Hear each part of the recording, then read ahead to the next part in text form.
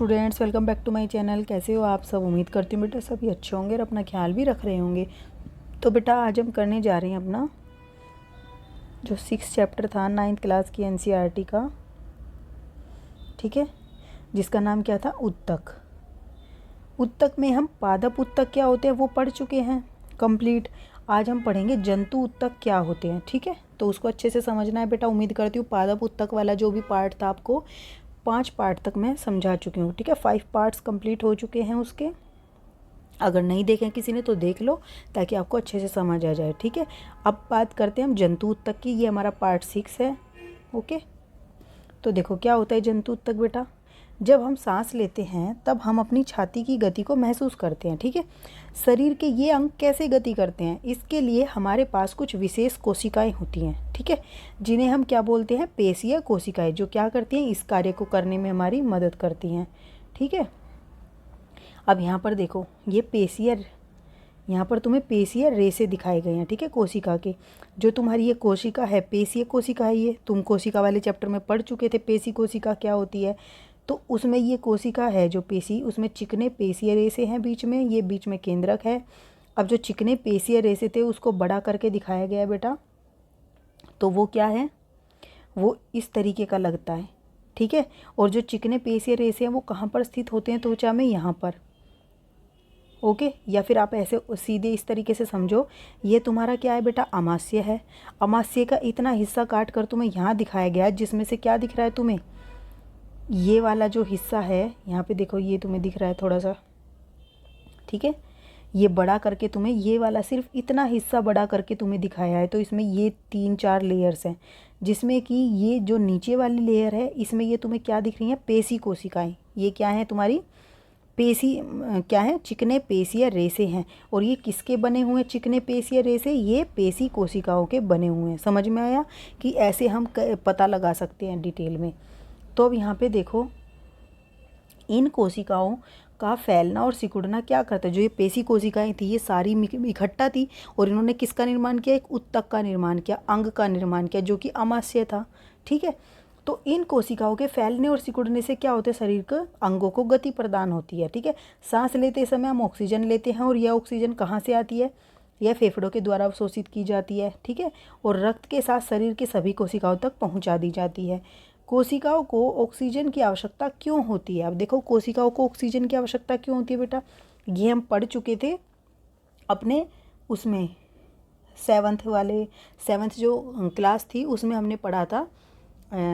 तुमने वो वाला चैप्टर पढ़ा था बेटा जिसमें हम पढ़ते हैं जो श्वसन प्रक्रिया होती है, उसमें हमारा जो भोजन होता है वो कैसे विखंडित होता है, विखंडित होने के बाद उससे कैसे ऊर्जा मिलती है। उस चैप्टर में हमने पढ़ा था कि जो ऑक्सीजन है वो विखंडन में मदद करती है, ठीक है, जिससे हमें ऊर्जा मिलती है शरीर को, ओके।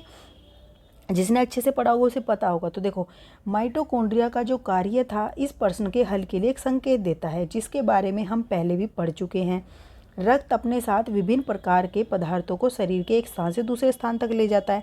उसमें से ही क्या है? उदाहरण के लिए भोजन जो है हमारा और ऑक्सीजन है, उन सबको क्या करता है? अलग अलग कोशिकाओं तक शरीर के पहुंचाता है।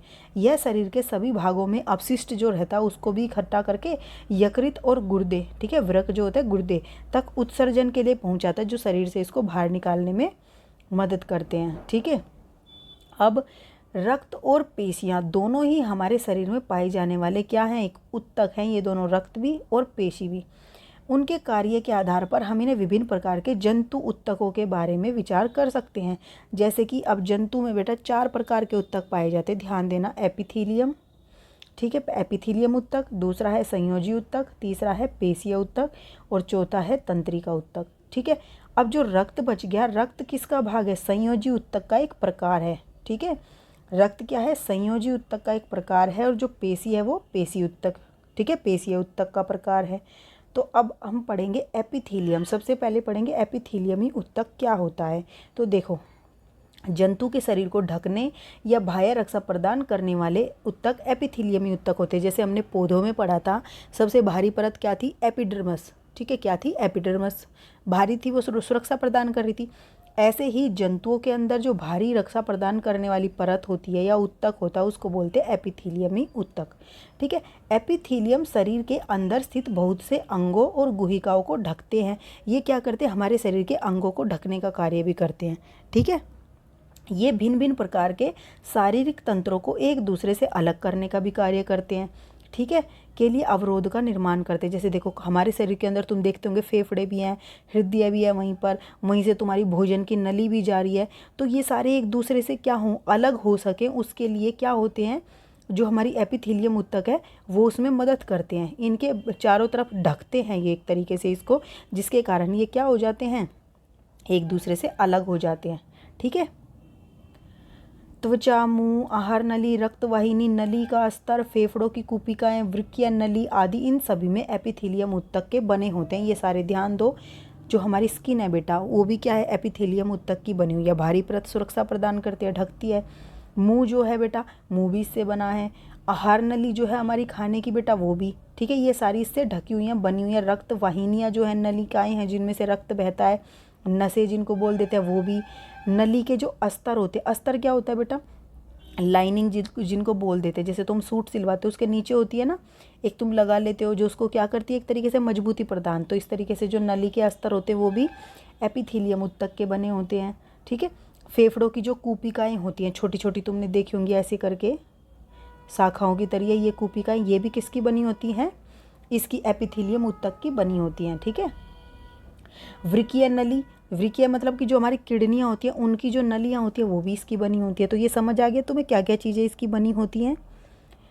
उसके बाद एपिथीलियम उत्तक की कोशिकाएं एक दूसरे से क्या होती है, सटी होती हैं और ये अनवरत परत का निर्माण करती हैं। क्या करती हैं, ये अनवरत परत का निर्माण करती है। तो देखो ये तुम्हारी क्या है, एपिथीलियम, ये तुम्हारा एपिथीलियम उत्तक है जिसको तुम्हें यहाँ पे दिखाया गया है।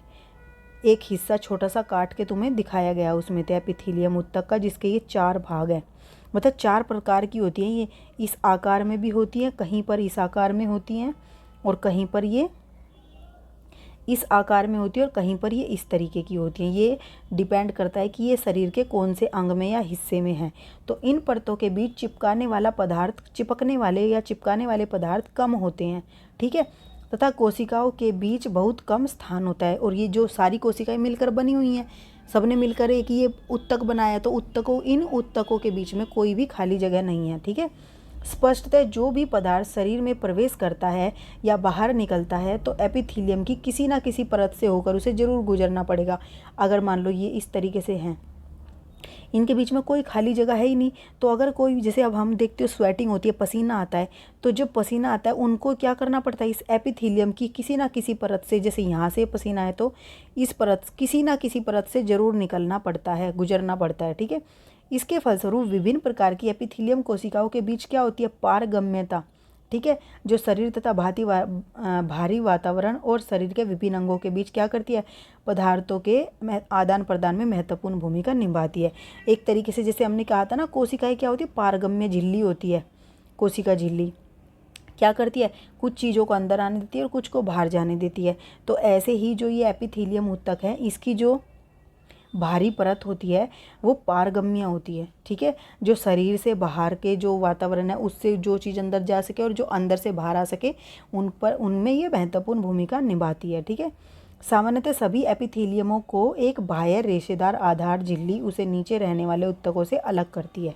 ठीक है, तो क्या होता है, जितनी भी एपिथीलियम है उनको एक बाह्य रेशेदार आधार होता है। ठीक है, वो क्या करता है, आधार झिल्ली बाह्य जो होती है वो इनको नीचे रहने वाले उत्तकों से अलग करती है। मतलब जो बाकी के उत्तक हमारे शरीर में हैं उन सब से इस वाले को अलग करती है। ठीक है, कौन से को, एपिथीलियम उत्तक को उनसे अलग करने का कार्य करती है। एक परत होती है एक तरीके की झिल्ली की।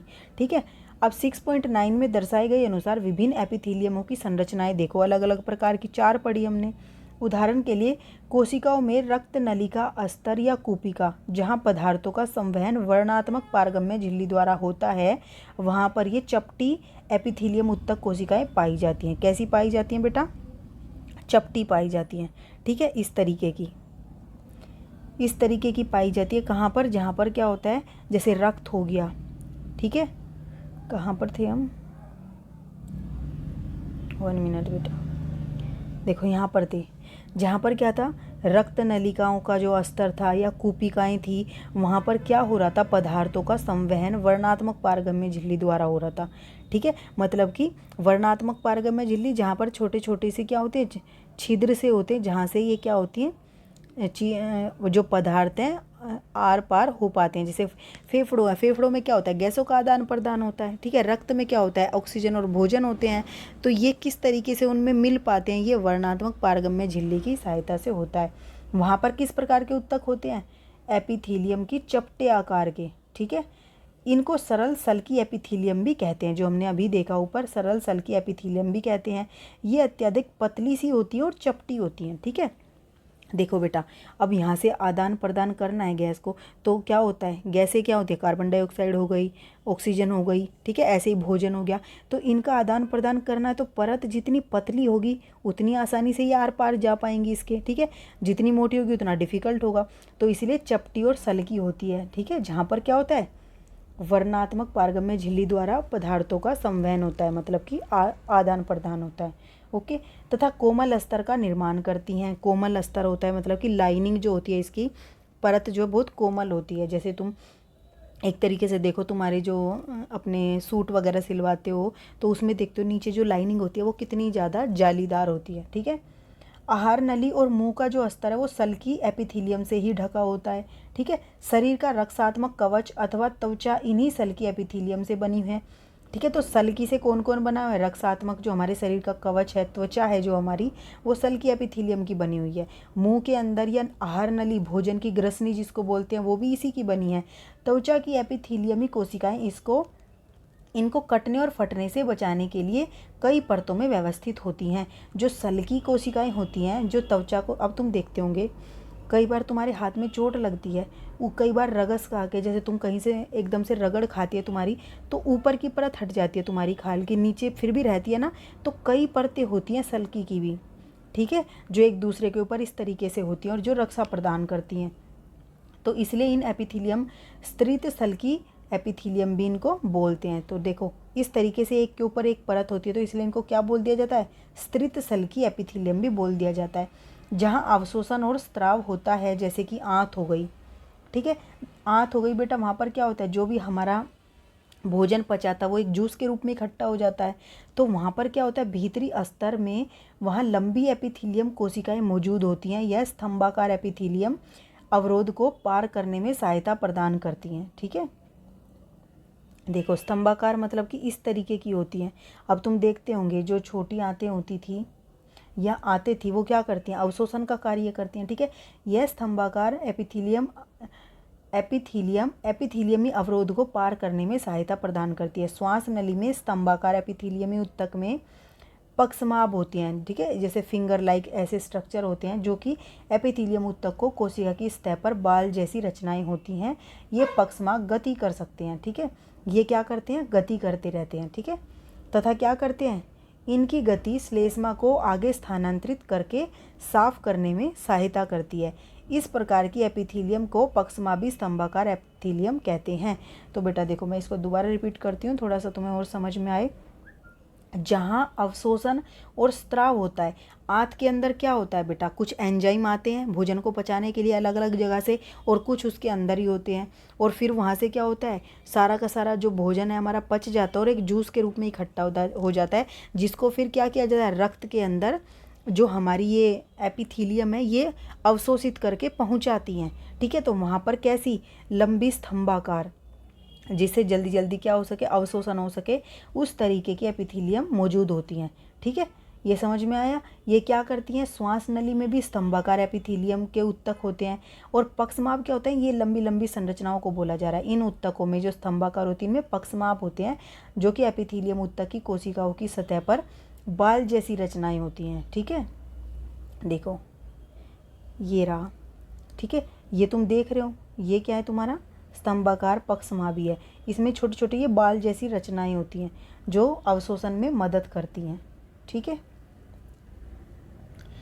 अब ये पक्षमाभ गति करते हैं और क्या करते हैं, ये पक्षमाभ क्या करते हैं, जो छोटे छोटे बाल जैसी संरचनाएं गति करते हैं और इनकी गति श्लेष्मा को आगे स्थानांतरित करती है और करके साफ करने में मदद करती है। ठीक है, श्लेष्मा क्या होता है, एक चिकना पदार्थ होता है। इस प्रकार के एपिथीलियम को पक्षमाभी स्तंभाकार एपिथीलियम भी कहते हैं। ठीक है। घनाकार एपिथीलियम वृक्कीय नली और लार ग्रंथि की नली के अस्तर का निर्माण करता है। जो घनाकार होता है इस तरीके से वो क्या करता है, वो वृक्कीय जो हमारी किडनी के अंदर पाई जाती है या हमारी लार ग्रंथि जो है उसकी नली के अस्तर का निर्माण करता है। अस्तर तुम समझ गए, जैसे एक नीचे वाली परत जो होती है उसका निर्माण करते हैं। ये एपिथीलियम कोशिकाएं प्राय ग्रंथि कोशिकाओं के रूप में अतिरिक्त विशेषता अर्जित करती हैं। ये क्या होती हैं, अतिरिक्त विशेषताएं अर्जित करती हैं। मतलब क्या है बेटा इसका, कि जो एपिथीलियम ऊतक की सतह पर पदार्थों का स्त्राव कर सकती हैं। ठीक है। और कभी कभी एपिथीलियम ऊतक का कुछ भाग अंदर की ओर मुड़ा होता है और एक बहुकोशिकीय ग्रंथि का निर्माण करता है। यह ग्रंथिल एपिथीलियम कहलाता है। देखो क्या घनाकार एपिथीलियम क्या कहाँ पाया जाता है, तुम ये याद रखो, ये किडनी में और लार ग्रंथि के नली के अस्तर का निर्माण करता है। ये यांत्रिक सहायता भी प्रदान करता है। और ये जो एपिथीलियम कोशिकाएं हैं प्राय ग्रंथि कोशिकाओं के रूप में अतिरिक्त विशेषता अर्जित करती हैं। ठीक है। ग्रंथि कोशिकाओं के रूप में क्यों, क्योंकि लार ग्रंथि थी। तो ये तो हमारे शरीर में 3 ग्रंथियाँ हैं, लार ग्रंथि है, यकृत ग्रंथि है और अग्नाशय ग्रंथि है। ठीक है। तो ग्रंथि के रूप में भी इसकी एक अलग विशेषता हो गई क्योंकि ये ग्रंथि के अंदर पाई जाती है। जो एपिथीलियम ऊतक को क्या करती है, पदार्थों को स्त्रावित करने में। अब जो ग्रंथियाँ हैं, लार ग्रंथि से लार स्त्रावित होती है, यकृत से हमारा कौन सा जूस बेटा, बाइल जूस होता है। ठीक है। तो इस तरीके से जो जूस हमारे स्त्रावित होते हैं, ठीक है, पाचक रस स्त्रावित होते हैं, तो उसमें भी ये मदद करती है एपिथीलियम ऊतक। ठीक है। कभी कभी एपिथीलियम ऊतक का कुछ भाग अंदर की ओर भी मुड़ा होता है और तथा एक बहुकोशिकीय ग्रंथि का निर्माण भी करता है, जिसे हम ग्रंथिल एपिथीलियम कह देते हैं। अब नेक्स्ट है बेटा हमारा संयोजी ऊतक, जिसको हम अपनी नेक्स्ट वीडियो में करेंगे। तब तक के लिए आप ऐसे ही हंसते रहिए, मुस्कुराते रहिए, पढ़ते रहिए और आगे बढ़ते रहिए। Thank you.